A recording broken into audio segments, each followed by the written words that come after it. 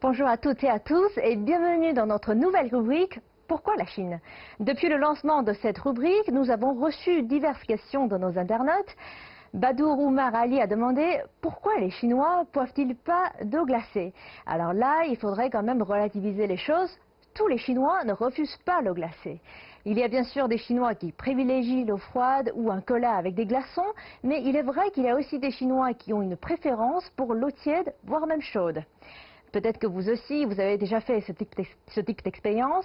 Un Chinois vous demande « Je voudrais prendre un coca à température ambiante » ou « N'ajoutez pas de glaçons dans ma boisson s'il vous plaît » ou encore « Je voudrais de l'eau tiède ou à température ambiante ou encore de l'eau chaude ».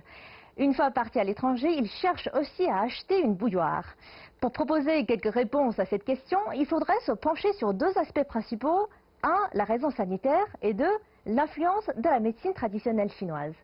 D'abord, sur la raison sanitaire. Les Chinois ordinaires de l'époque, n'ayant pas les mêmes moyens, prenaient de l'eau froide tirée du puits ou encore de l'eau de source après une simple filtration. Cette filtration, certes efficace pour réduire les impuretés, ne pouvait pas éliminer les bactéries ni les microbes. Une situation semblable en Europe et en Afrique où les maladies telles que la choléra et la dysenterie se propageaient aussi par l'eau. Bien plus tard, 3 ans après l'établissement de la Nouvelle Chine en 1952, le mouvement patriotique pour la santé a été lancé en Chine. Et le but de cette campagne, sensibiliser les Chinois à refuser l'eau froide pour empêcher la transmission des maladies infectieuses. Faire bouillir de l'eau est devenu une méthode de stérilisation. Depuis cette époque, la plupart des Chinois ont conservé l'habitude de faire refroidir dans une carafe de l'eau qu'ils avaient préalablement fait bouillir. Aujourd'hui encore, l'eau du robinet n'étant toujours pas potable, il faut encore la faire bouillir ou bien la filtrer avant de la consommer. Voilà pour le premier point, la raison sanitaire. Le deuxième point. La médecine traditionnelle chinoise déconseille de boire de l'eau trop froide, risquant d'augmenter la froideur et d'abaisser l'élément yang dans le corps. Si vous buvez de l'eau très froide, eh bien, il faudra encore ingérer plus d'éléments yang pour faire remonter la température de l'eau jusqu'à celle du corps. Ce qui consommerait beaucoup d'énergie et serait donc nuisible au bien-être selon la médecine chinoise.